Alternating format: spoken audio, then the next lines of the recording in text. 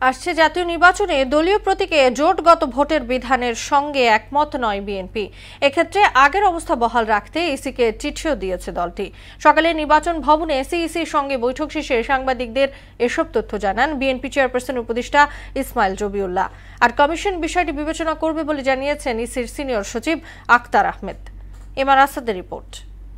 কি জানানো হয়েছে বিএনপিকে যে তারা কি আপনাদের উপদেষ্টা পরিষদে চূড়ান্ত অনুমোদন পাওয়া আরপিওর ২০ ধারা সংশোধনে আপত্তি জানিয়েছে বিএনপি। দুপুরে নির্বাচন কমিশনে প্রধান নির্বাচন কমিশনার এএমএম নাসির উদ্দিনের কাছে এ বিষয়ে একটি চিঠি দিয়েছে দলটি। তাদের দাবি, জোটবদ্ধ নির্বাচনের ক্ষেত্রে দলগুলোর প্রতীক পছন্দের অধিকার থাকা উচিত।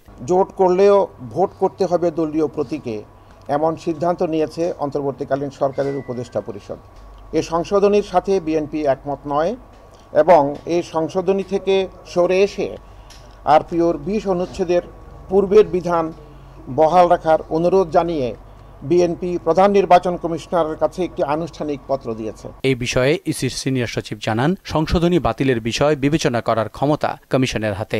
বিএনপির থেকে একটা প্রতিনিধি দল এসে ওনারা একটা চিঠি দিয়ে গেছেন। চিঠিটা পরবর্তীতে কমিশন যেভাবে সিদ্ধান্ত নেবে সেটা। নতুন রাজনৈতিক দলের নিবন্ধন কাজ চলছে বলেও জানান আক্তার আহমেদ। দল নিবন্ধনের ব্যাপারে অগ্রগতি মাঠ পর্যায়ে থেকে কিছু তথ্য আসছে, বাড়তি তথ্য আসছে, এটা পর্যালোচনা চলছে। এমআর আসাদ, মোহনা সংবাদ, ঢাকা।